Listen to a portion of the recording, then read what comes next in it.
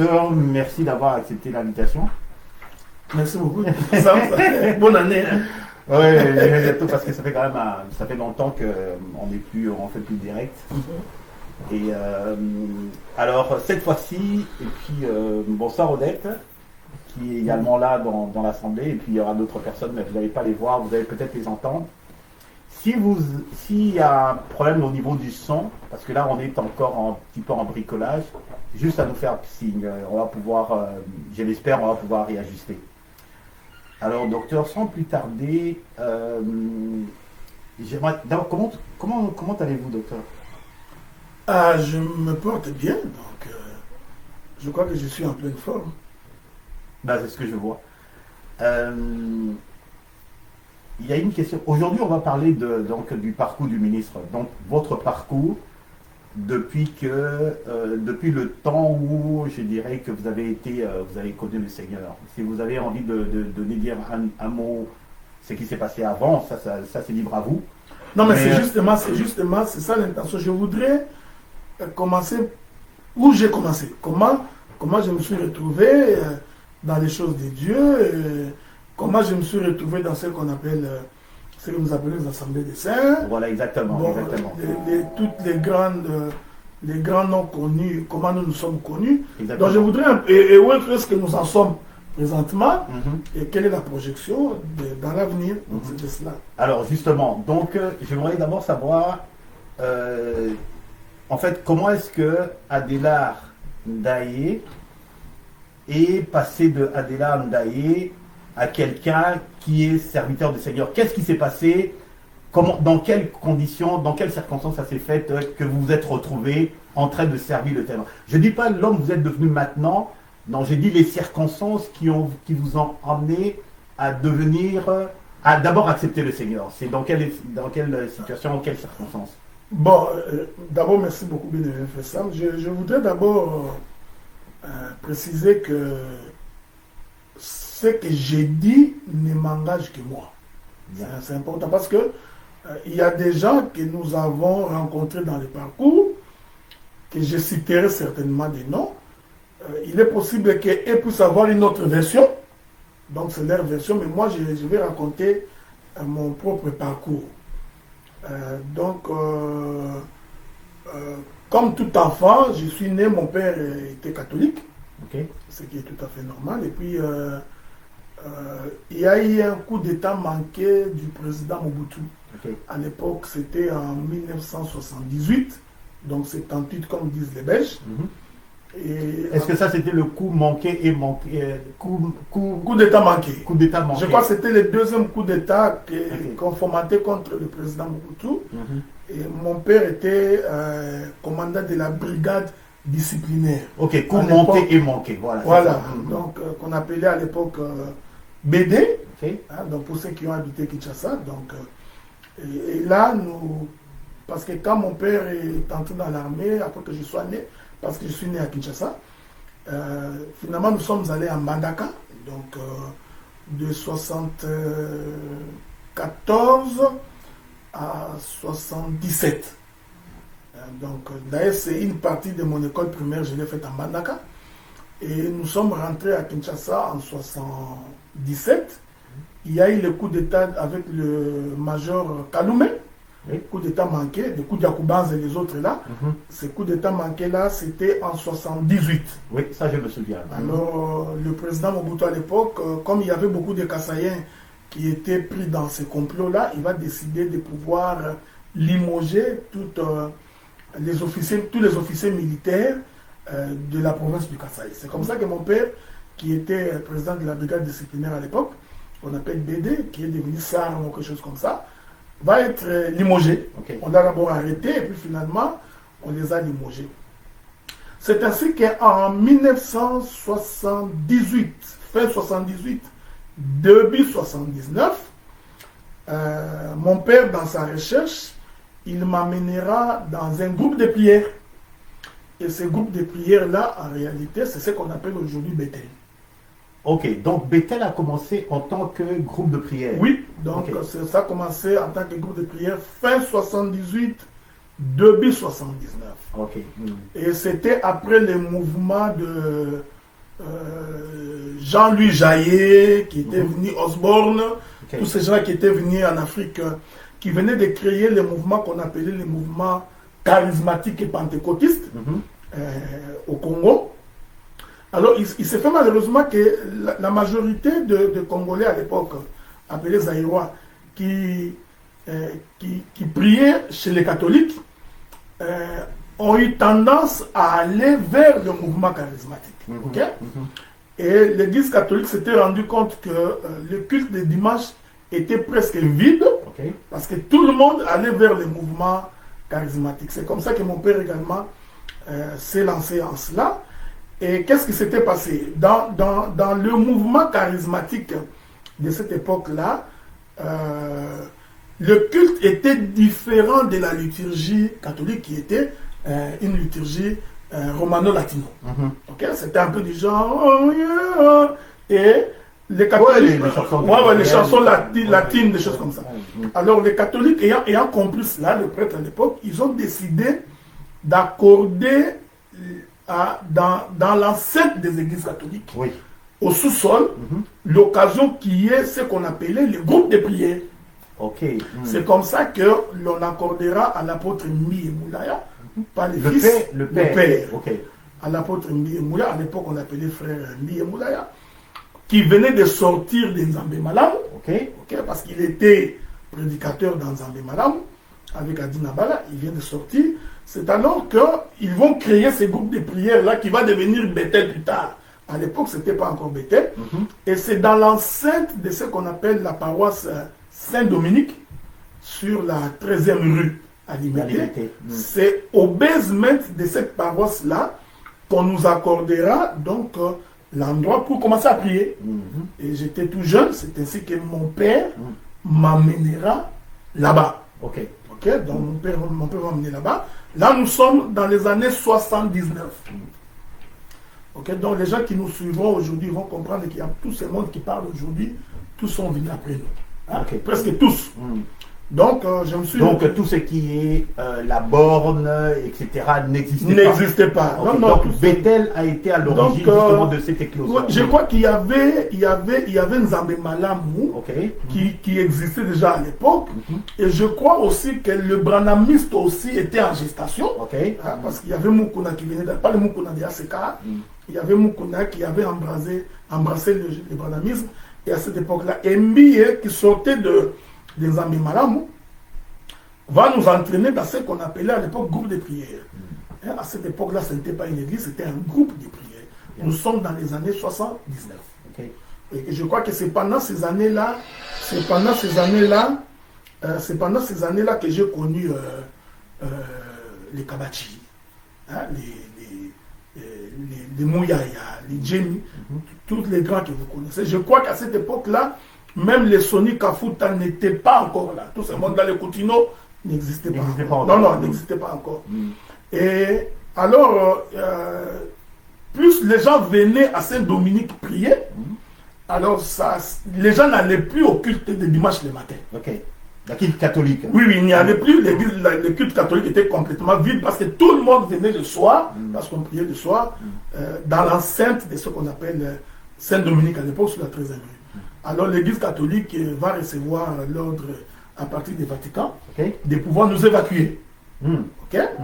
Donc il fallait les chasser parce que finalement ça devenait un danger. Ça dépeuplait les paroisses. Alors à cette époque-là, nous prions avec un certain membre, un gars qui était membre du comité central. Il s'appelait Weregemer. C'était quelqu'un du Kivu qui était membre du comité central et qui priait avec nous là-bas. Alors Weregemer va décider, puisqu'on nous chasse de là-bas, comme il avait une grande parcelle à Limité, c'était sur la 9e rue si je ne me trompe pas.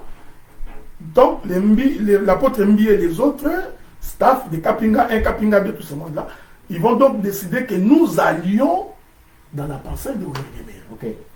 Alors nous arrivons dans la parcelle de Weregemer. C'est dans la parcelle de Weregemer, je crois, si je ne me trompe pas, ça devait être dans les années 80, que je ferai la connaissance, pas de façon directe, mais de façon indirecte, du docteur Moustapha.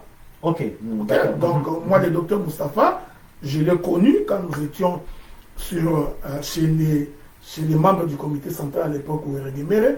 Et le docteur Moustapha était parmi les jeunes universitaires qui prêchaient à l'époque. Ok. Et en ce moment-là, le pasteur Bruno, il était ailleurs, vous ne le connaissez pas? Je vais raconter après quand est-ce que finalement j'ai apparu. J'ai fait sa connaissance. Donc là, nous sommes dans les années fin 79, début 80.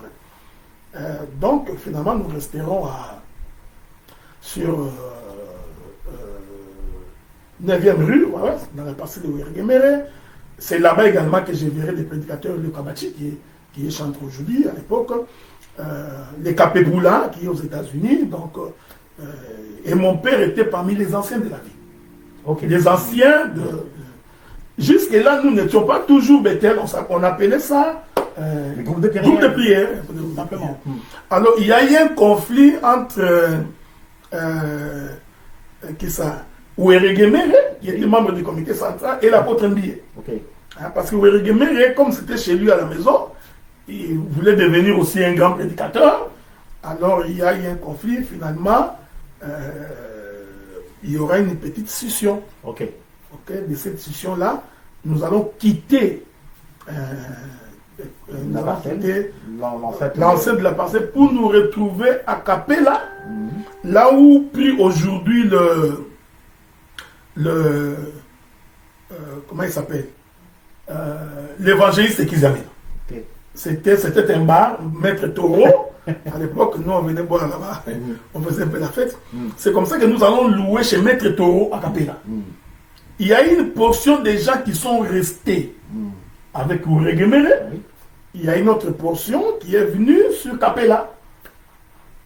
Et dès que nous arrivons sur Capella, il y aura maintenant une transition pour que finalement ce qui était un groupe de prière devienne comme une église. Okay?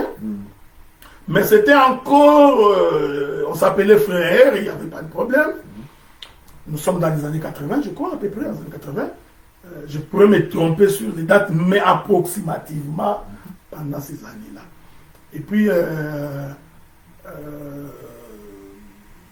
après un temps, l'apôtre Mbiye, vous permettez que je l'appelle comme ça, va faire l'apôtre Mbiye de la génération de mon père, hein, donc je suis comme son fils, comme vous l'avez dit.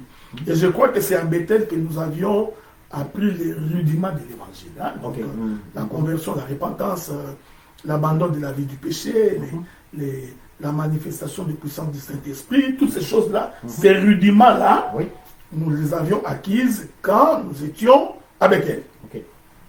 Bon, à l'époque, c'était encore un groupe de prière. Vous allez comprendre pourquoi, dans notre langage de nous, les assemblées des saints, nous avons toujours tendance à nous opposer au groupe de prière. D'accord. Hein? Donc, l'idée viendrait de là, vous comprendrez, lorsque je m'avancerai. Et finalement, nous quitterons Maître Taureau, parce que je crois qu'il voulait vendre la parcelle ou quelque chose comme ça. On va décider d'aller acheter la parcelle de la première rue, là où se trouve Bethel actuellement. Le siège, ok. Exactement. Donc une décision va être prise. Les années 82, 83 à peu près, c'est alors que nous nous retrouverons à cette église-là de Bethel. Maintenant, l'église devenant de plus en plus grande, les gens venaient de partout. L'apôtre Mbiye à l'époque va donc prendre la résolution de créer ce qu'on appelle des cellules. Ok.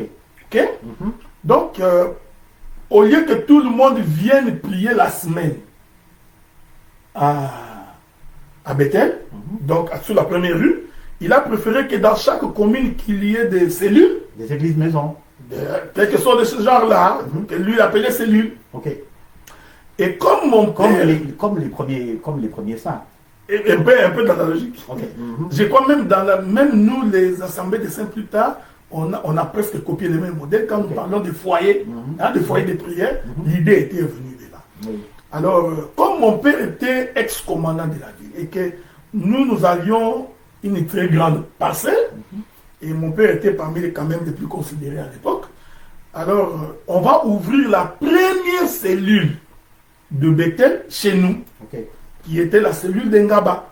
Cette cellule-là était sur Ezo, hein, donc juste au début de fin Ezo de Bingaba là, nous étions donc la première cellule de Bethel.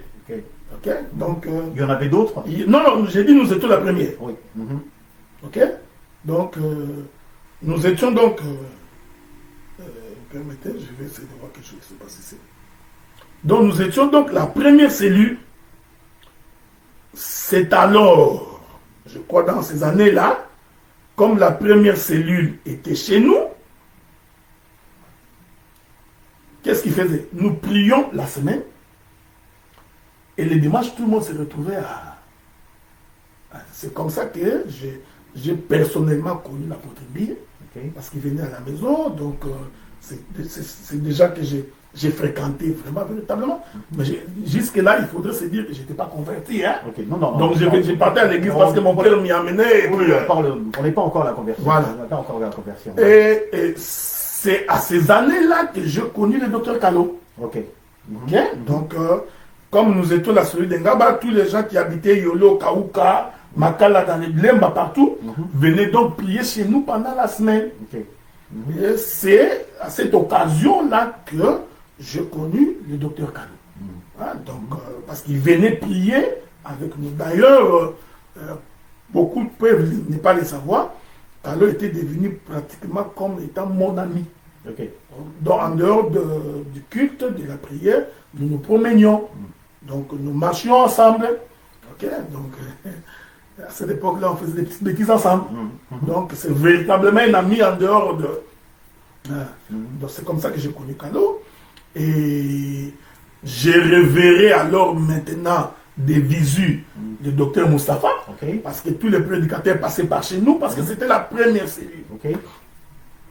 Maintenant, qu'est-ce qui va se passer? Pendant que nous étions là, toute la génération de Yolo commençait à venir, les Gaston de Boukaï, pour ceux qui ne le savent pas, la sœur Denise, les Animaloubouni, il y avait vraiment...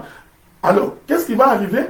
On s'était rendu compte que lorsque nous venions, lorsque les gens venaient chez nous, comme cellule de Bethel, il y avait un conflit de génération. Il y avait nos papas, qui étaient des anciens combattants, qui sortaient de l'armée, et il y avait nous les jeunes, 17, 18, 19 ans. Donc je devais avoir 15, 16, quelque chose comme ça. Et ça ne collait pas parce que leur manière de chanter, leur manière de danser, nous on trouvait que c'était un peu là, il manquait de la jeunesse. Et c'est alors, pendant la même période, l'apôtre Mbi Moulaya va maintenant multiplier les cellules. Donc il y aura les cellules de Kassavo avec Apepula, il y aura ceci. Je crois que c'est également dans notre cellule d'Engaba que j'ai connu le pasteur Willy Bodika qui est à Bordeaux présentement. Donc cette cellule-là, c'est véritablement un ami. Nous sommes connus là. Comme nous trouvions que les rythmes de ces villes ne nous arrangeaient pas, il y avait une maman qui priait avec nous, c'est Mamou Chibola. Mamou Chibola qui priait avec nous, c'est alors que Mamou Chibola va nous proposer, nous les jeunes, parce que lui habitait Kimbongo, donc à Ezo, va nous proposer pour que nous commencions à aller prier chez lui. Parce que tu vois, à l'époque, c'était du genre, on peut débarquer chez toi. Bonjour ma soeur, ça va? On est venu te prêcher l'évangile avec nos petites bibles de Gédéon dans la poche, et puis on était trop jeunes là. Alors cette maman-là, il a pris presque le jeune qui était de la cellule de Ngaba, qui commençait à aller prier chez elle. Bon, nous apprendrons plus tard que cette dame-là était plongée dans une vie aussi ténébreuse, obscure, un peu de sorcellerie. Beaucoup de choses sont racontées après. Mais je préfère ne pas en parler parce que ça moi j'ai décrit mon mot. Allez un peu rapidement, docteur, pour gagner du temps. Donc là, on est toujours dans les cadres de cellules, comment est-ce qu'il a émergé, etc. Et puis, on va faire la transition vers ce qui a suivi après. Donc, quelque chose de comment est-ce que je dis, comment tout cela a évolué pour en aboutir peut-être à votre conversion ou au fait que vous êtes sorti de là pour aller dans les... C'est là que je voudrais en venir. Donc finalement, nous nous déplacerons pour Kimbongo, nous les jeunes, quand bien même qu'on venait toujours chez nous, les gens venaient toujours chez nous, nous nous déplacerons à Kimbongo. Moi, il y avait le docteur Callot, le pasteur Willy Bodica, qui est en France maintenant, et il y avait un de nos aînés, Freddy Bobessa. Ok. Il y avait un de nos aînés qui était prédicateur également dans la cellule de Ngaba, qui était aussi serviteur dans la maison Bethel, qui était considéré comme maison mère, et le docteur Moustapha également venait de temps en temps. Qui était responsable de Bethel, qui était considéré comme étant, je ne sais pas moi, le pasteur dirigeant ou... C'est l'apôtre Mbi Moulaya. Ah ok, c'est lui. Okay.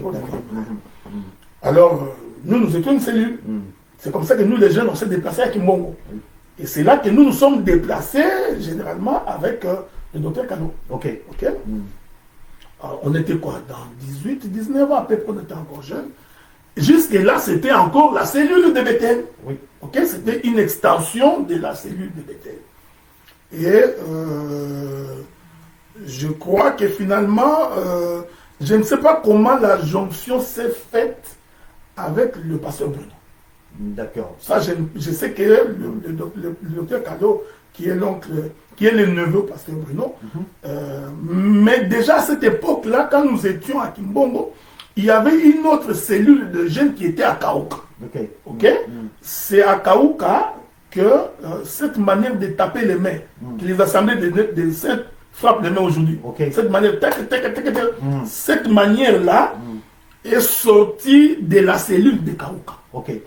En fait, vous avez été, je dirais pas corrompu, c'est-à-dire que l'évangile éternel, comment est-ce que l'évangile éternel a atterri dans les cellules qui... Non, nous sortions d'eux. Il faut les reconnaître. Vous savez, nous, on n'est pas sortis, on n'est pas tombé comme un cheveu dans la soupe. Ok? Et il faudrait comprendre que tous les chemins sur lesquels Dieu nous mène, les ABCD, c'est le début. Ok? Donc, j'ai dit ici, probablement ça risque d'être contredit, que 90% des prédicateurs de cette époque-là étaient donc sortis de Bethel. C'est important que les gens disent la vérité. 90% des prédicateurs des assemblées de ceux aujourd'hui sortent de Bethel. Donc 90% de ceux qu'on considère comme étant les pionniers. Vous voyez, donc sortis du Bethel. Je peux citer, donc il y avait le pasteur Bétou, qui était à Bethel, qui était modérateur. Le pasteur Tambou Makande était modérateur. Le docteur Moustapha prêchait à Bethel. Donc c'est là que moi je l'ai connu personnellement. Les personnes qui n'ont pas prêché à Bethel, c'est le docteur Kalo qui n'avait pas prêché à Bethel. Il y a le docteur J.D. Bofar qui n'a pas prêché. Le pasteur Bruno non plus n'a pas prêché là-bas. Maintenant, il y a eu la cellule de Kaouka, qui était une cellule véritablement bouillante parce qu'il n'y avait que les jeunes de 16 à 22 ans. Donc, nous avions donc créé une nouvelle dynamique. Quelque part entre la cellule de Kaouka et la cellule de Kimbongo, là où nous étions, va émerger un groupe de gens qui étaient quelque part à Yolo.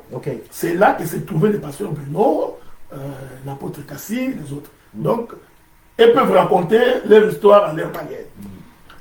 Et puis finalement,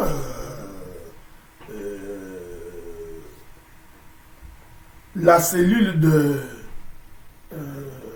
je crois que c'est la cellule de Kimbongo, là où nous étions. Alors, maintenant, nous on prêchait, on exhortait à la cellule de Kimbongo, mais nous n'étions pas reconnus à la maison mère, à Bethel. Vous voyez? Alors, c'est ce qui va faire que, finalement, au cours d'une intervention du docteur Kalo, qui prêcherait sur Jéroboam, c'était extraordinaire. Il faut se le dire, c'était extraordinaire. Kalo prêchera sur Jéroboam, et dans sa prédication, il va identifier l'apôtre Mbiye comme étant Jéroboam. Tu vois, donc c'était un jeune garçon de 19 ans à peu près. Et c'était extraordinaire de l'écouter, la manière dont il collait les Écritures avec la vie de tout le temps. Et je crois que c'est cette prédication-là qui a été l'élément déclencheur. Qui est l'élément déclencheur de ce que nous appelons aujourd'hui les assemblées de saints. Ça, il faudrait les reconnaître que c'était ça. Maintenant, ce qui s'est passé, parce qu'à cette époque-là, les prophètes qui a la paix à son âme, bien que je n'aime pas cette expression-là, le prophète qui est mort, n'était même pas encore venu. Hein? Les Jean-Pierre Moubenga, les docteurs Jean n'existaient, en tout cas, n'étaient pas encore là. Quand nous étions là, ils n'étaient pas encore là. Et c'est là qu'il y a eu la scission avec la maison mère. C'est parti de là. Okay. Donc, c'est ce que je voudrais dire. L'idée est partie de là. C'est-à-dire cette prédication-là du docteur Kalo va faire écho. Nous étions une cellule de Ngaba, de cellule de Kimbongo. L'information va arriver jusqu'à Ambi, et qu'il y a un jeune là, qui t'a identifié comme étant Jéroboam. Et puis dans sa prédication, il était clair. Hein? Il a dit, Dieu dit aux enfants d'Israël, n'allez plus à Bethel, parce que Jéroboam a souillé Bethel en y mettant une statue. Tu vois? C'était quand même fort. Quoi. Oui, c'était très fort. En fait, le docteur Kalo nous demandait tout simplement de ne plus aller à Bethel parce que Dieu n'y était plus. Exactement. Tu vois? Et c'est également là que l'idée que l'Église ne peut pas porter un nom du genre Bethel va surgir. Ok, d'accord. Mais il faut le reconnaître que Kalo était l'élément déclencheur. Ok. Bon. C'est à lui de nous dire qu'est-ce qui lui est arrivé. Qu'est-ce qui est arrivé. Donc moi je suis en train de raconter ce qui s'était passé. Et là je venais d'obtenir mon diplôme d'État. Nous étions dans la vague que Jésus revient bientôt. Okay. Alors mon père a eu peur que je ne puisse pas étudier. Parce que vraiment l'école ne nous intéressait vraiment plus. Parce qu'on était trop plongés dans les choses de Dieu.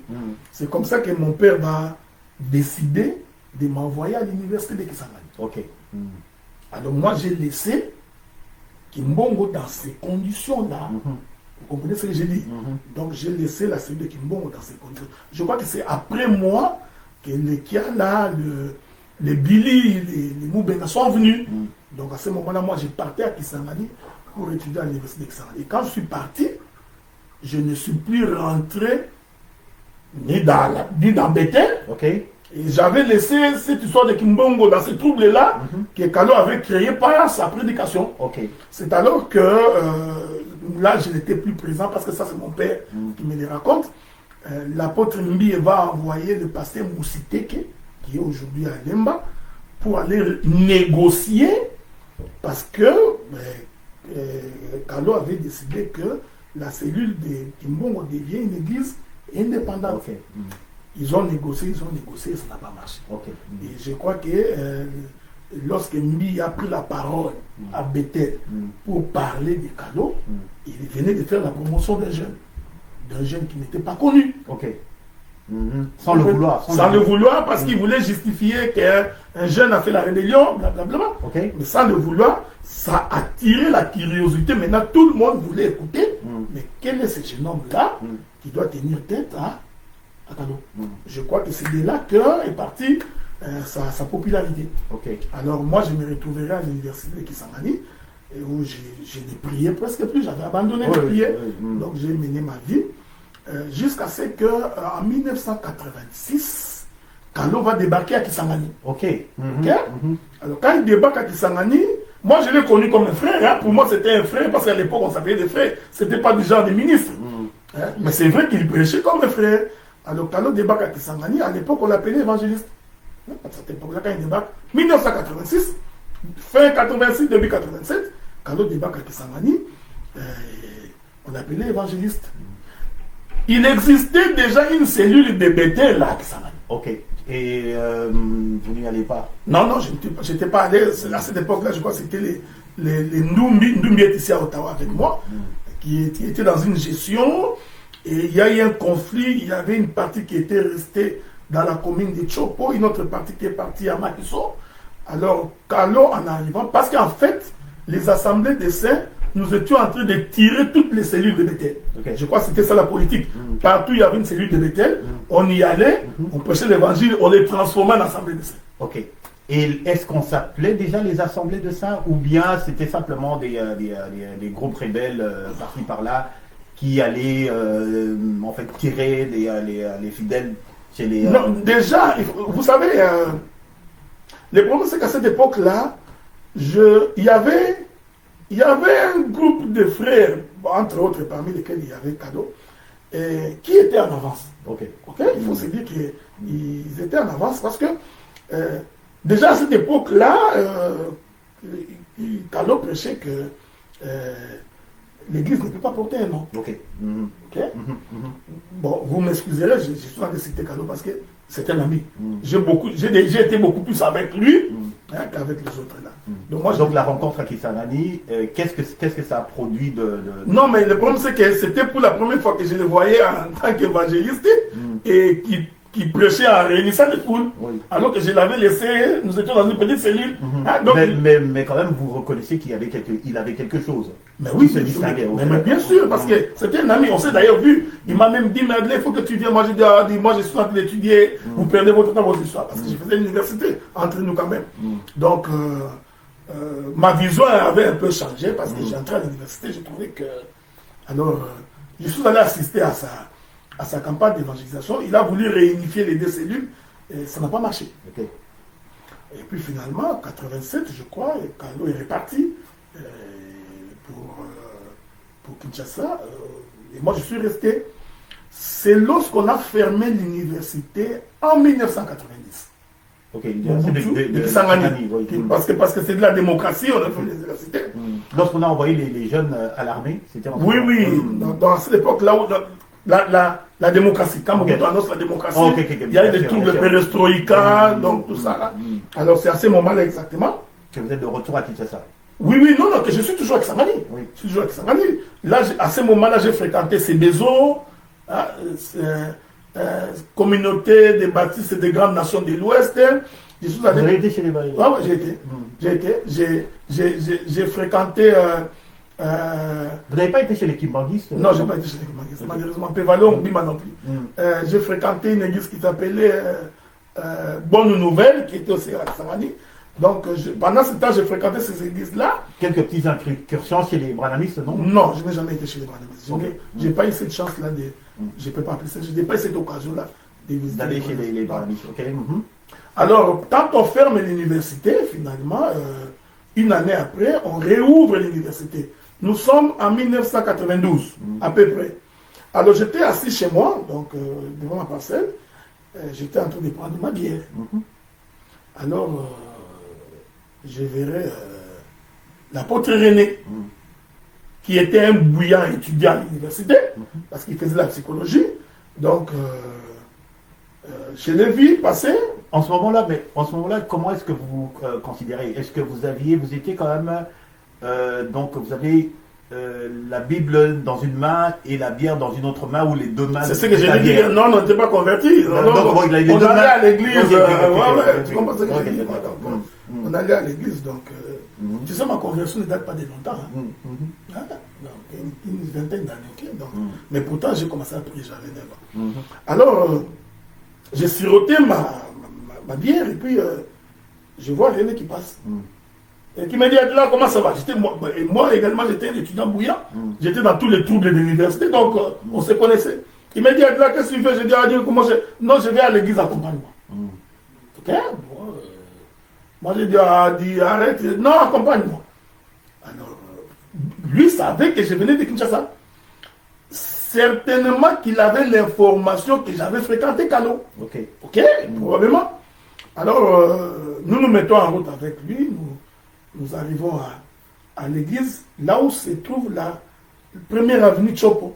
Cette église qu'on appelle l'Assemblée des Saints, qui en fait était une cellule de Bethel.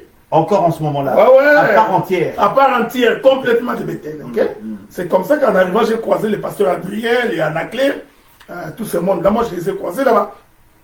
Alors j'arrive et puis nous assistons à la prière, qui n'était pas vraiment très différent de comment on priait chez Bethel. Moi, j'avais trouvé aucune différence. Jusqu'à ce qu'un jour, on donnera la chair à l'apôtre René. C'est lorsqu'il monte du haut de la chair que je me rends compte que c'était notre son.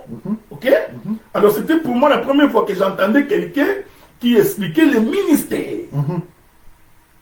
Nous étions habitués, tu es frère en Christ. Alors René monte du haut de la chair. Pourtant, je venais avec lui. Alors, quand René prêche sous le ministère, il y a eu un trouble tel que je n'avais jamais vu. En fait, des contestations? Des contestations. Il y a eu presque la révolution, presque la rébellion. Parce que dans le enfin, bon, ça peut être positif, mais négatif pour les gens les dirigeants de Bethel. Mais c'était un désordre, je t'ai dit. Okay. C'est-à-dire que je crois que ces désordres-là, c'est ça l'ADN des assemblées de Sénat. Okay. C'est un peu ça l'ADN qui nous a dit. Donc, René va prêcher. En fait, qu'est-ce que René a fait? Il renversait tout par le ministère. Il a démontré que tu ne peux pas prêcher si tu n'es pas ministre. Pour que tu prêches, il faut que tu aies un ministère. Il explique les 5 ministères. Et le peuple a fini par constater que tous ces hommes qui nous prêchent ici, bah, ils n'ont pas les ministères. En fait, c'était ça. Non, mais regarde. D'accord. J'étais étudiant à l'université. Je faisais la sociologie. J'étais pratiquement en 3e gradient. Je suis un intellectuel. Donc, j'assistais à une chose que je me disais, mais ça, c'est de la barbarie. Parce que c'était pour moi inconcevable que dans un culte, mais tu ne pouvais pas supporter. Déjà lever les mains, poser des questions, à la limite des insultes. Ok. Et quand nous sommes sortis, j'ai dit à René, je pense que je ne reviendrai Tu viendrais plus. J'ai dit, de cette manière-là, c'est pas Dieu, ça. Je considère que c'est comme ça que je ne suis plus revenu. Ok. Et finalement, j'ai fini mon graduat en 92. Je m'apprêtais pour venir passer des vacances à Kinshasa. C'est comme ça que René m'informera. Nous ne sommes plus à Kimbongo. Nous sommes sur Kipata. Ok. Nous, c'est toujours Bethel. Non. La branche là qui est sur exactement. Okay. Tu as compris, hein? Oui. Donc, le temps que j'étais parti. Tu es de Bethel, je pense. Hein? Non. Ok. Ah, ok, d'accord. Non, tu commences à jeudi. C'est-à-dire qu'après mon départ, quand je suis parti, donc je ne sais pas ce qui s'est passé exactement pendant ce temps-là. Donc, c'est pourquoi j'ai dit que chacun pourra raconter son histoire. Qu'est-ce qui leur est arrivé, tout ça, c'est chacun. Mais moi, je raconte ma version. Oui. Donc, c'est comme ça que René va m'informer, puisque tu es en train de rentrer à Kinshasa, nous ne sommes plus à Bethel, nous sommes plus à Kimbongo, nous sommes sur Kipata. Ok. À ce moment-là, un de nos amis, le pasteur Willy Bolika, qui est en France maintenant, venait déjà de partir en France, il nous avait quittés.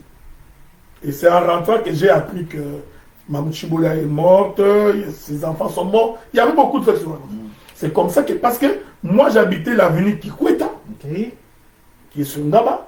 L'avenue qui suit après, c'est l'avenue Kipata. De ce côté Ngaba, de l'autre côté Makala. Donc j'ai sorti de chez moi, j'arrivais au culte. Alors je débarque à Kinshasa. Et en arrivant à Kinshasa, comme je venais de finir mon graduat, j'étais venu pour passer des vacances. J'apprendrai maintenant quand je suis arrivé à Kinshasa qu'on venait de réouvrir la faculté des sciences sociales, administratives et politiques à Kinshasa. Donc c'était la première promotion et on avait ouvert 2 classes, premier graduat et première licence. Donc comme je venais de passer la première licence, c'est comme ça que mon père m'a dit, bon, ça ne vaut plus la peine de retourner à Saint-Denis. Donc tu vas continuer ici. C'est comme ça que je vais me rendre au culte de Kipata. À moins que je ne me trompe, 94 à peu près, 93, je ne me souviens même plus. C'est là-bas que moi, je verrai alors pour la première fois le pasteur Bruno en train de prêcher. C'est là-bas que je verrai. Bon, le pasteur Tambo, je l'avais connu déjà à Bethel parce qu'il était parmi les modérateurs du culte à Bethel. Le pasteur Betoukoumé, je l'avais connu à Bethel, mais je l'ai vu également là-bas. Il y avait il y en a un autre qui est mort là, que j'ai oublié son nom. Lui, il était venu après moi à Kimbongo, je crois qu'il est venu après moi, lorsque j'étais parti à Kisangani. C'est là-bas également que je croiserai les Tona, le frère Tona qui est à Paris également. Mais je crois que contrairement à ce qui s'est passé à Kisangani, vous n'avez pas été choqué cette fois-ci de la manière dont... Non, mais quand je suis arrivé à 84, quand je suis rentré passer mes vacances en 92-93, j'avais trouvé déjà là, c'est devenu une assemblée des saints. C'est déjà une assemblée des saints, mais vous n'étiez pas habitué à ce genre. Non, je n'étais pas habitué. Ça, il faut se le dire. Alors, quelle a été votre réaction justement, mais qui a fait que vous êtes quand même resté? Non, le problème c'est que, regardez, quand je suis arrivé à Kipata, il faut se le dire que c'est la manière d'enseigner. Mais il faut se dire qu'il y avait une dichotomie entre la manière d'enseigner et la manière de vivre. On était beaucoup plus dans l'enseignement, dans les interprétations, dans les révélations, mais dans la vie, ça ne concordait pas. Ok. Donc, j'ai eu comme l'impression que nous venions de perdre un aspect que nous avions acquis quand nous étions à Bethel.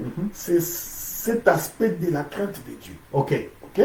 La repentance, la conversion. Parce que Bethel nous a appris que quand tu as péché, ta conscience te reproche, tu as de l'amertume, tu ne peux même pas dormir, il faut que tu confesses ton péché. Tu vois, cette manière-là, nous l'avons perdue. Avec justement... Ah oui, nous l'avions perdu parce que nous étions dans... Dieu nous aime, malgré nos défauts, malgré nos fautes, malgré... Tu vois, et ça devient un courant. Alors c'est comme ça que je les retrouverai à Akipata, et là je les ai retrouvés, ils s'appelaient déjà Assemblée des Saints.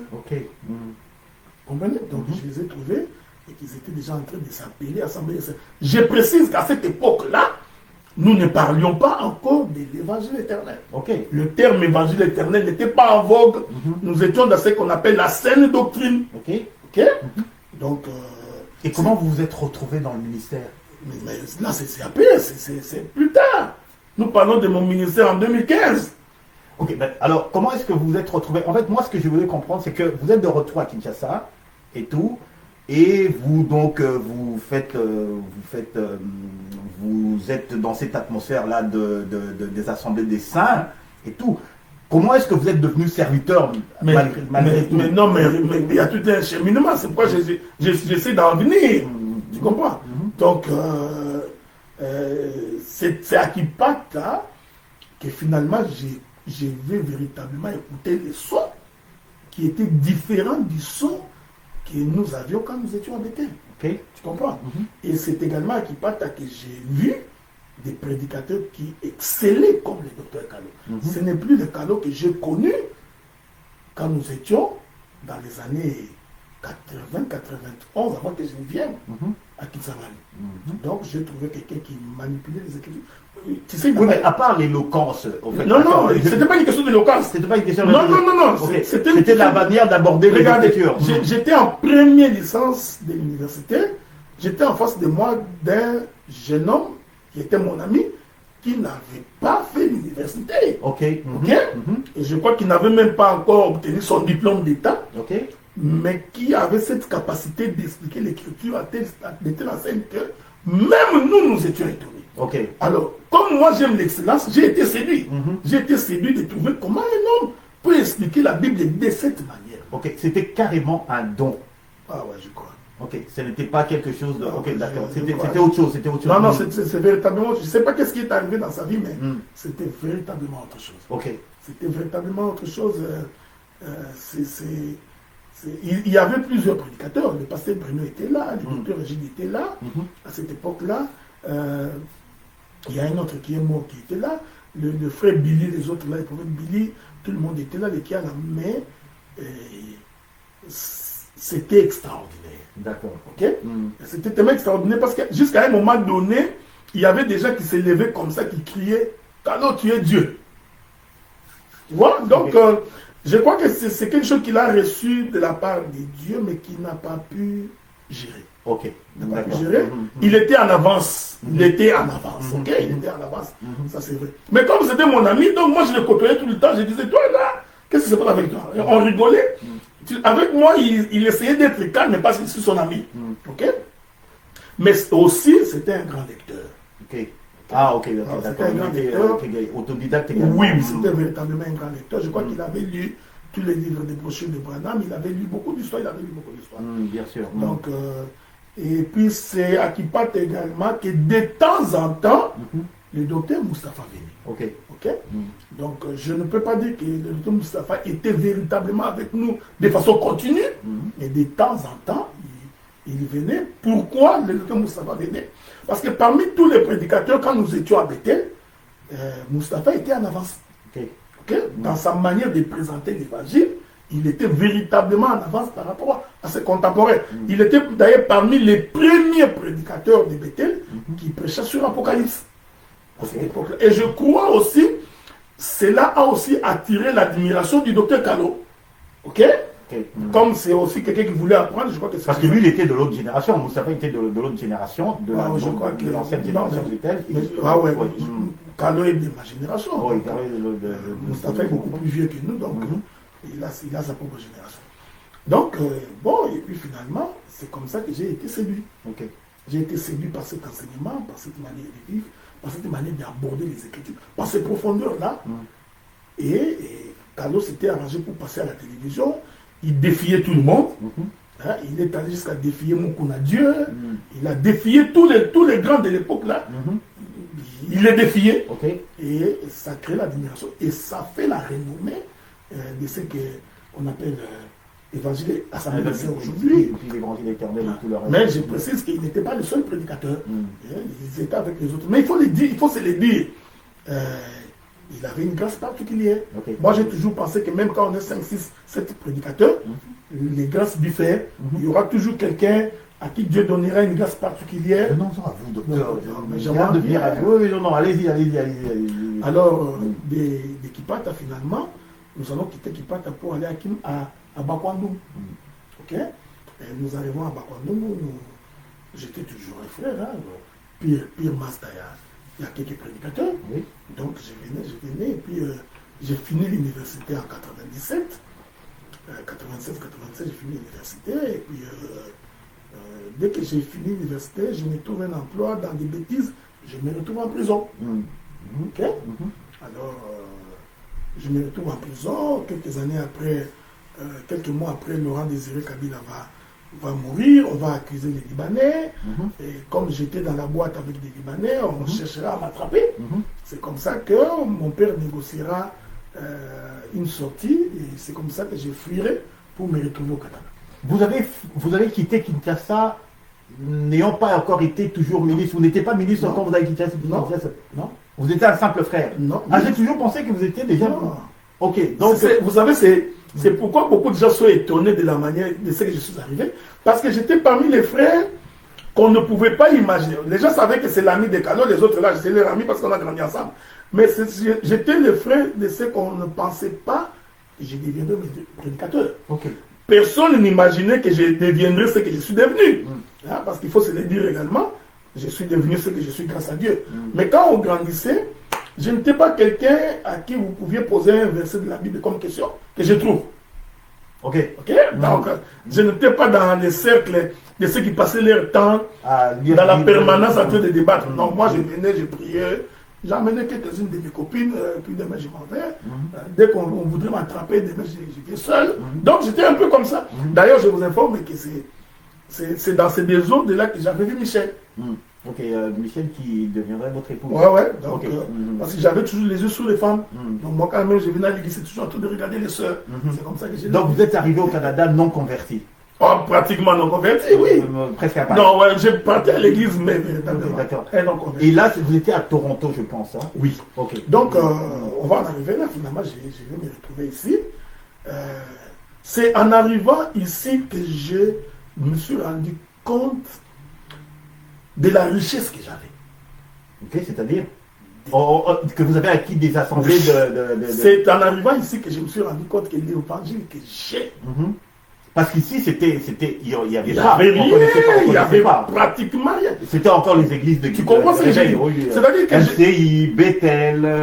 Donc, en d'autres termes, c'est comme si le fait que j'étais à Kinshasa, c'est comme si j'étais dans une hibernation. En arrivant ici, je viens de sortir de l'eau. Tu comprends ce que j'ai dit? Alors, j'arrive, mais il faut d'abord savoir que quand j'ai grandissé, moi j'aimais les débats. J'aimais les discussions, même quand à l'université, j'étais un étudiant bruyant, donc j'ai distingué 3 fois. Donc d'ailleurs, on ne m'a pas retenu assistant parce qu'on a dit que j'étais un étudiant désordonné.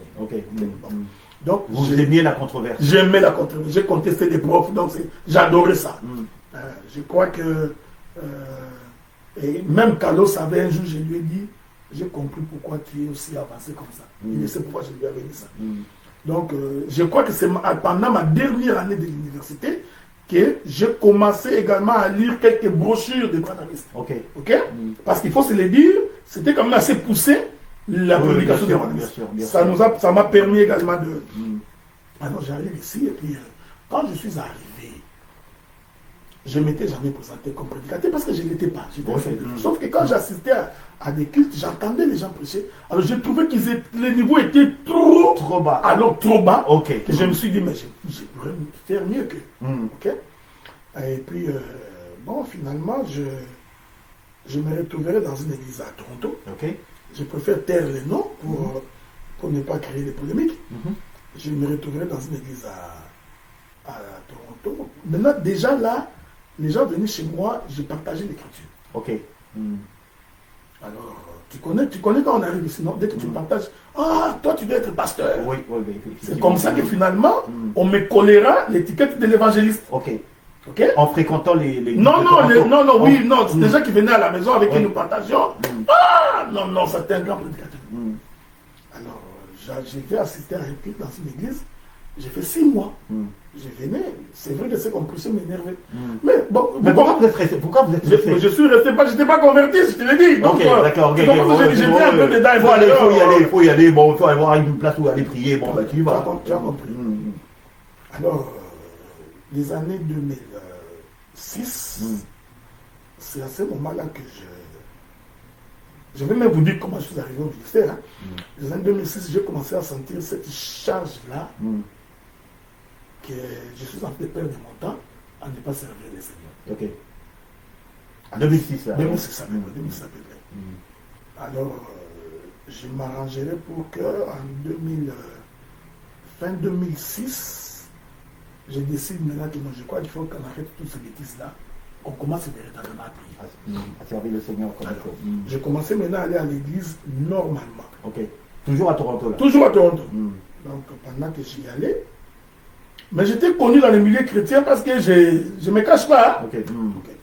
Alors, quelqu'un est allé informer les pasteurs qui me dirigeaient. Vous n'étiez pas encore dans les médias en ce moment-là? Non, je n'étais pas dans les médias. Je suis entré dans les médias en 2008, je crois. 2007, 2008. Alors, il est allé dire à ces pasteurs-là, il dit, non, ce gars-là qui est assis sur les bancs pendant 7 mois, c'est un grand évangéliste. Alors, les pasteurs-là vont m'appeler. J'entrerai dans son bureau, ils vont me dire, on m'a dit que tu es évangéliste. Je voudrais te demander si tu peux nous prêcher dimanche. Comme ça? Comme ça, je me suis dit comme ça. Et moi, j'ai dit, ok, c'est bon, je peux. Il me dit, ok, mais... Et ne vous avez jamais entendu pour prêcher? Non, il a entendu les témoignages des autres. Les témoignages des autres, ok. Il me dit, mets-toi à genoux, je vais t'imposer les mains, prier pour toi, pour que tu ne trembles pas. Ok. Je me suis mis à genoux, il m'a imposé les mains. Il a prié pour moi, que tu ne trembles pas, donc que le Saint-Esprit soit avec toi. Et étonnamment, Dieu avait exaucé sa prière.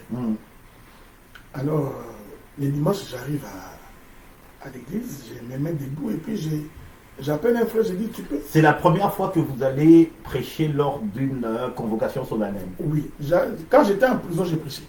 Ok, bon, mais c'était vraiment pour la première fois que je me tenais comme ça devant une foule de 130, 140 personnes. Ok. Alors j'appelle un frère, je dis, prends la craie.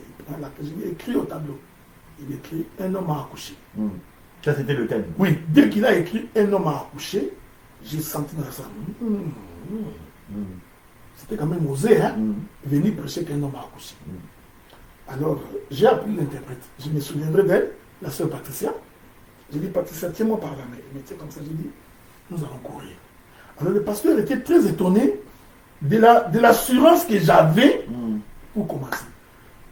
Alors ça reste la prédication de la vie. J'ai commencé à démontrer comment Adam était enceinte d'Ève, comment Adam a souffert des douleurs de l'enfantement, comment la naissance d'Ève, c'est un homme qui est en train d'accoucher.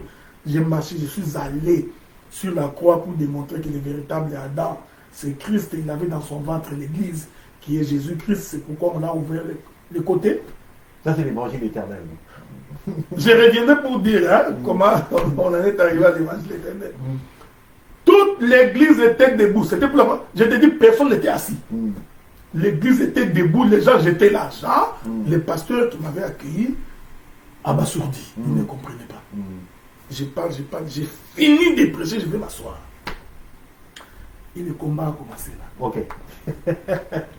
Ouais. Le combat a commencé là parce que dès que j'ai fini, quelqu'un m'a dit, je crois qu'on va te virer d'ici. parce que cette manière de prêcher là, tu ne peux pas traîner ici.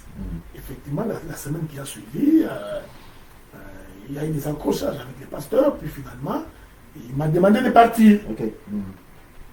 Si vous demandez mon témoignage à Toronto, on vous dira que c'est quelqu'un qui divise les églises. Okay. Donc on vous a chassé de l'église. Ah ouais, les gars, ma carré m'a dit que ta place n'est pas ici. Ok. Ok. Donc, sauf que c'était une pas considéré comme un lépreux, non. Non, jusque là, c'était pas ça. Okay. Le problème, c'est que je suis resté chez moi à la maison. Ok, d'accord. Alors, quand le dimanche prochain, je ne suis pas venu, les gens commencent à poser la question. Pourquoi un aussi bon prédicateur comme celui-là n'est pas venu dimanche? L'autre dimanche, je ne viens pas. Le troisième dimanche, il vient à la maison me poser la question. Il me pose la question, pourquoi tu viens? Je dis non. Le pasteur m'a demandé de ne plus vous fréquenter. Ils sont allés répandre la nouvelle. L'église a été divisée en deux parce que toute la moitié de l'église m'a suivi à la maison pour me demander si on pouvait commencer. Vous voyez à peu près comment ça a commencé? Alors nous nous sommes mis en prière. Il y a eu 4 autres pasteurs qui sont venus avec. Alors, je ne savais pas comment procéder. Hein. Aujourd'hui, je sais exactement comment procéder. Mais à cette époque-là, je ne sais pas comment procéder exactement. Okay. Mais déjà dans la ville de Toronto, c'était connu qu'Adela c'était un truc de fait. Regardez, d'abord j'étais venu comme un non-converti. J'ai fait ma vie, j'étais dans des bars, je vivais. Alors en 2006-2007, je prends la résolution que je mets ma vie en ordre. Et fin 2007, on me donne la prédication. Je sors comme ça parce que j'avais pris pratiquement 70 personnes qui m'ont suivi. Et ça fait du bruit dans la ville. Et là, c'était un truc de fête. Il est venu diviser l'église d'autres. Mais je pense qu'ils ont même, ils vous avaient même... Non, ils ont voulu m'excommunier plus tard. Vous livrer à Satan. Vous savez, il y a des gens qui veulent toujours m'excommunier. Hein? Oui, non. Parce que je dérange beaucoup. Ouais, je pense déjà que déjà à cette époque-là, on voulait déjà vous livrer à Satan. Donc, non, oui, effectivement, parce que tout le monde en parlait. Okay? Et pour les pasteurs de la ville, j'étais une bête un homme à battre. Okay? Bon, comme je n'avais pas ma langue dans ma poche, donc j'ai démontré que tous ceux qui sont en train de prêcher n'étaient pas vrais. C'est comme ça que finalement nous nous sommes retrouvés chez moi, à Toronto, et j'étais maintenant entouré d'autres pasteurs qui venaient d'ailleurs avec d'autres confessions. Comment leur faire avaler que l'église ne peut pas porter un nom, que l'église doit être l'église des Saints à Toronto, l'église des Saints à Montréal, l'assemblée des Saints. Tu vois, les termes bibliques. Pas déjà Dieu vient voir Jésus vainqueur, chapelle des vainqueurs. Non. Alors c'était difficile parce que tous avaient presque la même confession sauf moi. Mais ils sont venus parce que ma prédication les a amenés. Alors nous avions décidé, bon, nous allons commencer. Nous avons prié. Maintenant il fallait donner un nom. Moi, je dis non, l'église ne portant pas un nom, nous allons dire Assemblée des Saints de Toronto. L'autre a dit non, on dira ceci. J'ai dit ok, regarde, on est 5, on va mettre dans des bouts de papier, on mettra dans un panier et on va choisir. Les noms qui sortira là, on donnera les noms à cette église. C'est ce qu'on a fait, on a appelé une petite fille de 2 ans. On a dit viens choisir un papier. Il choisit comme ça, l'église des Saints de Toronto. L'église des Saints de Toronto, ok. C'est là que j'ai compris que Dieu venait de me donner un signe. Il fallait commencer, mais la base était mauvaise. Ok, la base était mauvaise. La base était mauvaise parce que c'était un mélange. Dans ce mélange-là, quand nous avions... Parce qu'on a évolué tout au plus 2 ans, 2 ans et demi. Et finalement, cette église-là a finalement fermé. Parce que c'était du genre Adela est manipulateur. Hein? Les gens ne l'écoutent que lui. Dieu a donné à chacun sa manière de parler. Alors, les autres prédicateurs commençaient à devenir jaloux. Hein? J'ai cette chance-là dans la vie d'être jalousé par les autres prédicateurs. C'est une chance que j'ai. On va arriver. Donc, on va arriver. Et puis finalement, j'ai géré à Kinshasa pour faire mes affaires. J'ai rentré. J'ai eu un accrochage avec un frère. Il doit se trouver quelque part ici, Stéwa. C'était un problème de business. Et puis finalement, j'ai décidé de quitter Toronto pour venir à Ottawa. À Gatineau. J'étais venu pour faire mon master en sociologie à l'Université d'Ottawa. C'est comme ça que j'ai pris un appartement à Gatineau. En venant ici, je les ai laissés à Toronto. Et vous n'étiez toujours pas dans les médias? Non, déjà quand je suis arrivé ici, parce que nous parlons là de 2009. Quand je suis arrivé ici en 2008 à peu près, quand je venais pour venir étudier ici, lorsque je me suis rendu compte que ça n'a pas marché là-bas, Ok. déjà quand j'étais à Toronto, j'étais déjà dans les médias parce qu'il y a eu d'autres frères qui commençaient à m'interviewer. C'est ainsi que j'ai fait une émission en vidéo, DVD, qui s'appelait La divinité de Jésus. Hein? Okay. J'étais en train d'expliquer. Je l'ai vu. Okay. J'étais en train d'expliquer les 4 tétragrammes qui constituent le nom de Yahweh. Hein? Bon, parce qu'il n'y a pas de voyelles. Il n'y a pas de voyelles en hébreu. Donc, j'ai expliqué que ces 4 tétragrammes-là, c'est en fait le dérivé des mots de Judas. Okay. Hein?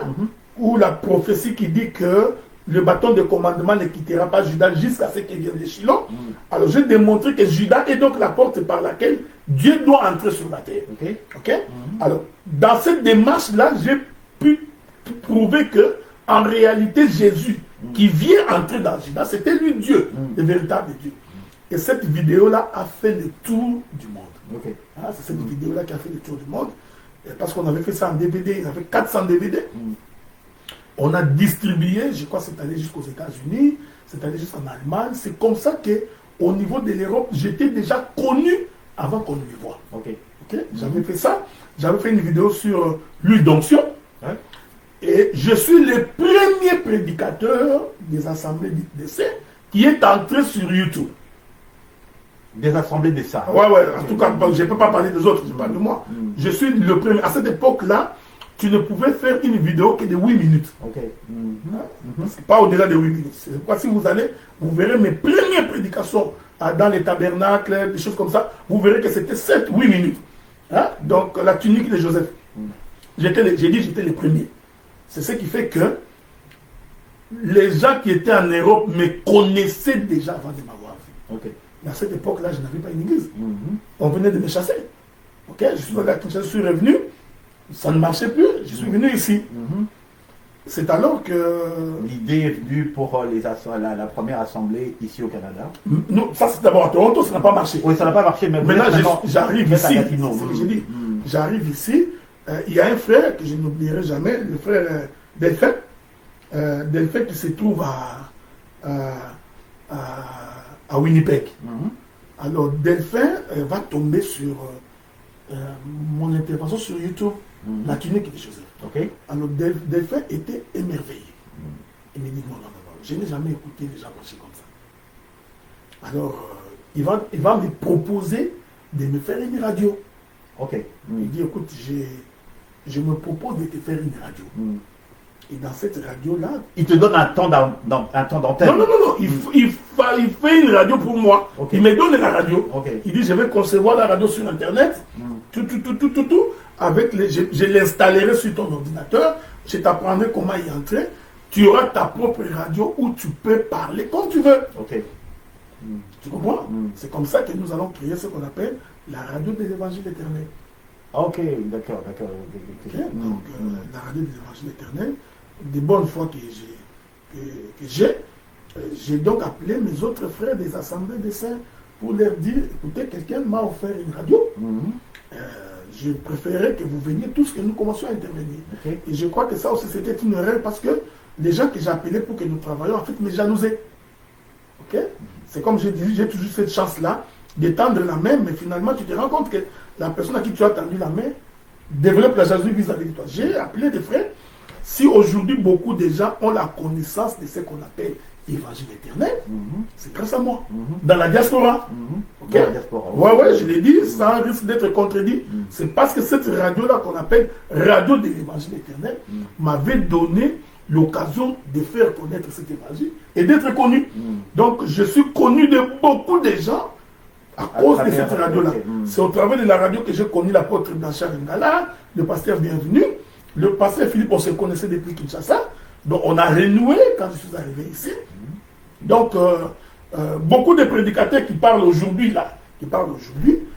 nous leur avons servi d'escalier pour qu'ils soient connus. C'est comme ça que je suis très populaire en Europe.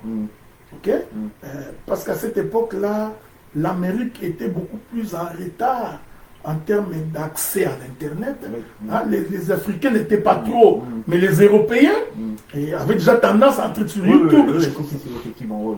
Et je me souviens, après la radio de l'Évangile éternel, il y a encore une autre dame qui habitait la Hollande, va aussi m'opter dans la radio qu'on appelait Radio Bosembo, où je faisais des émissions en lingala. Ibala Bosembo, c'est moi qui les faisais. Donc, finalement, je vais rester ici jusqu'à ce que je voulais me décider, parce qu'à cette époque-là, Michel était en Europe.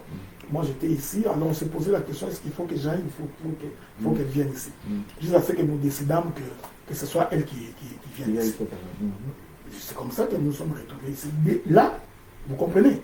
Donc, j'avais déjà géré une église à Toronto. Ok. Ok. C'est comme ça que quand je suis allé à Kin en 2007, le pasteur Bruno, qui est mon pasteur depuis Kipata, était venu à une conférence aux États-Unis. Il est tombé sur un gars, un prophète. Ce prophète-là était tombé sur ma vidéo sur la divinité. Okay. C'était un prophète à qui j'ai prêché tous les jours. Il avait une église de 2500 personnes. Il avait de l'admiration pour moi. Alors quand le pasteur Bruno arrive aux États-Unis, j'appelle le prophète. J'ai dit, mon pasteur vient d'arriver. Si tu peux l'accueillir. Alors il a accueilli le pasteur Bruno. Alors le pasteur Bruno, c'est là qu'il s'est rendu compte du travail que j'avais fait. Okay. Et je lui ai envoyé quelques photos de l'église qui était à Toronto. C'est ainsi qu'en 2007, je suis allé à Kinshasa pour passer des vacances. C'est alors qu'il me donnera alors la chair. Je vais essayer de raconter ici un peu de mots comment j'ai pris la chair pour la première fois à Bakwanoum, à l'Assemblée de quand j'étais à Bakwanoum. J'étais arrivé, j'ai trouvé l'apôtre Bienfait qui prêchait. Il y avait aussi mon pasteur Lokwa, Blaise Lokwa, qui était en train de prêcher. Moi, j'étais assis comme ça derrière avec l'apôtre Jean-Claude Kassoy. Alors, quand j'ai commencé à écouter, j'ai senti en moi-même que, je m'excuse, j'avais l'impression que le niveau était bas. Ok. Ça, on est à Kinshasa. On est à Kinshasa. J'avais vraiment l'impression que quelque chose n'allait pas. C'est comme si, au niveau où j'étais arrivé, okay, j'ai senti en moi-même que, non, quelque chose ne va pas. Et je me souviens que le pasteur Bruno devrait se trouver à Chikapa. Je l'ai appelé pour lui dire, je voudrais prendre la chair. Il a refusé. Je lui ai rappelé que, même si je ne suis pas encore reconnu ministre officiellement, mais j'ai dirigé l'église. Donc, tu étais venu aux États-Unis, oui, tu as vu. Donc, je suis dirigeant d'une église. Okay. Donc, je te demande que tu m'accordes la chair pour prêcher. Il dit, attends que je rentre et je t'accorderai la chair. Okay. Le pasteur Bruno va rentrer de Chikapa. Dès qu'il arrive, il m'accorde la chair. Je monte. Tu te souviens? Tu penses que j'ai prêché quoi? Un grossesse d'Adam? Un homme à coucher. Ok? Donc, c'était les gens qui étaient là, j'ai encore les photos, étaient extrêmement étonnés. C'est-à-dire que c'est là que nous avions connu. Et c'est lui qui nous prêche, c'est comme la nuit et le jour. Ok? J'ai prêché, et comme c'était une église qui était habituée à des questions, et là, c'est là j'étais tout à fait calme. Il m'a dit, non, laissez-lui poser la question. Ça, c'est ma maison, j'ai grandi ici, je connais. Donc, je sais que quand quelqu'un pose une question pour te minimiser, quand il pose la question pour t'éprouver, tout ça, je connais. Donc, certains ont posé la question, j'ai répondu. Le pasteur Bruno a pris la parole. Il a témoigné sur ce que j'avais fait. Il a demandé que j'imagine, compris pour moi. Ok? Et là, vous venez d'être consacré ministre? Je ne sais pas qu'est-ce qu'ils entendaient par là, mais moi, je raconte l'histoire. Tu comprends? Donc, je me suis mis à genoux. Je me souviens, les gens qui ont prié pour moi et qui m'ont imposé les mains, c'était le pasteur Bruno et l'apôtre Bienfait, qui est notre apôtre qui est à Kisangani. Mais bon, je vous évite beaucoup de choses ici parce que ce n'est pas important. Déjà là, il y avait des petits conflits parce que... Oui, mais docteur, quand même, c'est quand même important parce que je sais que pour être consacré ministre, c'est pas quelque chose qui se fait au hasard. Il y a quand même une cérémonie, d'accord? Et il est dit clairement qu'à partir de cet instant-là, cette personne devient ministre. Non, mais dans votre cas, je crois que ce sont des gens, c'est aujourd'hui que vous en faites une cérémonie. Si on revient dans l'ombre, et tout c'était cérémonial également. C'est ce que j'ai dit, c'est-à-dire que c'est aujourd'hui que nous voulons en faire une cérémonie. Parce que moi je crois que la reconnaissance ministérielle n'est que le couronnement d'un travail déjà fait. On ne peut pas reconnaître quelqu'un ministre quand il n'a pas encore travaillé. Bien sûr que. Voyez. Bien sûr, donc ça veut dire que cette cérémonie-là de l'imposition des mains n'est que le couronnement d'un travail déjà fait. Oui, je suis d'accord, mais moi je dois quand même insister sur le. Je martèle quand même sur le fait que bon voilà, il y a une reconnaissance officielle. On sait qu'à partir de ce moment-là, à partir de tel moment, telle personne a été reconnue en tant que ministre. Comme ça, il n'y a pas d'ambiguïté. Oui, c'est vrai. Regardez, c'est la spécificité de ce que nous sommes aujourd'hui. C'est la spécificité de ce que nous sommes aujourd'hui. Parce que nous avons cette tendance de toujours remettre en question quand nous doutons. Donc, il y a des... Même le soleil, quand il se lève, le matin, c'est de l'aurore. La lumière n'est pas... Voilà, donc l'église passe par là. Aujourd'hui, moi, j'ai toujours pensé que ça ne peut pas prendre une cérémonie. Je vais donner un exemple. Le pasteur Marcel a été reconnu ministre à Kinshasa. On n'en a pas fait une fête. Mais à Kinshasa, ils l'ont quand même... Non, ils ont prié pour lui, c'est fini. Tu comprends? Nous, on a fait pour Azaf, on a prié. Le culte s'est passé normalement, on a prié pour lui, c'est fini. Mais on a commencé à appeler Azaf pasteur avant cette reconnaissance. Bien avant ça. Okay. Donc, dans mon esprit, ce n'est pas l'esprit qui existe aujourd'hui. Dans mon esprit, je n'étais pas en train de penser qu'il pouvait y avoir un combat plus tard. Ok, d'accord. Tu vois, c'est plus tard. Tu vois, c'est plus tard que je me suis rendu compte que c'était un combat parce que j'ai dérangé beaucoup. Donc, je crois que quand ils ont fait ça, c'était de bonne foi. Et dans ma tête, je me disais qu'ils ont reconnu que je suis ministre. Et le don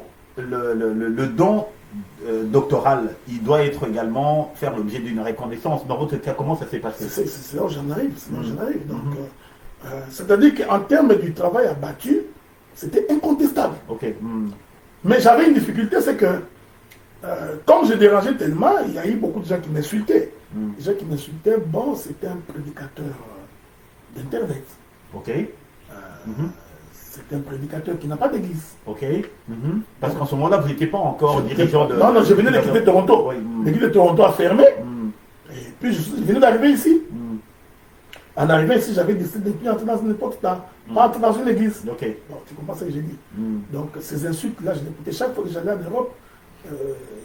Dès que j'ai bousculé un peu les limites là, quelqu'un devait toujours me rappeler, dit arrête, dit est-ce que tu as une église pas locale? Et dans tous les cas, moi je ne peux pas commencer l'église parce que quelqu'un est en train de parler. Donc c'est finalement que je venais me retrouver ici. Mais déjà j'étais connu dans les réseaux sociaux. J'étais connu sur YouTube. C'est d'ailleurs à ce titre-là que le frère Franck, qui est le mari de la sœur Judith, m'a connu. À cette époque-là, nous n'avions pas une église. Il était venu chez moi, il était assis là, on causait. Et j'avais la radio. La radio était dans ma chambre de visiteurs. Donc, j'émettais tous les jours. Jusqu'à ce que j'ai associé certains de mes frères des assemblées de saints pour que nous puissions travailler ensemble. La jalousie a commencé. Un peu du genre, pourquoi il n'y a que toi? Si tu as reçu quelque chose, ça doit être pour les biens de la communauté. Tu vois? C'est la conception que les gens ont.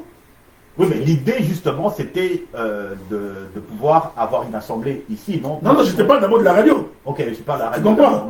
Tu vois? Donc, c'est-à-dire que la radio m'a été confiée par les frères. Ces frères-là, jusqu'aujourd'hui, il a toujours regretté ça. Quand je parle avec lui, il regrette, il dit, j'ai été naïf, parce que quelquefois, moi, je suis naïf, c'est pas grave. Donc, quand mes frères, prédicateurs des assemblées de saints, ont trouvé que c'était un outil terrible de propagande de Christ, donc ils ont trouvé que moi, je m'en étais approprié. Donc, je devais mettre ça à la disposition de la communauté. Donc je viens de comprendre. Donc, j'ai pris la radio, j'ai mis à la disposition de la communauté. Une année après, la radio a fermé. Conflit d'intérêts. Non, je crois que le Seigneur m'a appris la gestion de l'Église. Parce que c'est sur base de ça que j'ai compris que lorsque Dieu te confie une mission et que Dieu te donne la responsabilité, personne d'autre ne peut se soucier de ce que Dieu t'a confié que toi-même. Donc, c'est comme je dis aujourd'hui, je ne peux pas, moi, commencer une église au Canada, Oui. la charge que j'ai, que quelqu'un d'autre vienne me dire, ôte-toi de là que je me mette. Non, bien sûr que non. Tu comprends? Ok. Donc, à celui à qui Dieu confie une charge, il a confié également les soucis de cette œuvre-là. Donc, je suis déjà, je regrette pourquoi j'ai cédé cette radio-là. Elle nous aurait servi jusqu'aujourd'hui. Vraiment, tout le monde nous connaissait. J'ai été même connu aux Antilles. La police.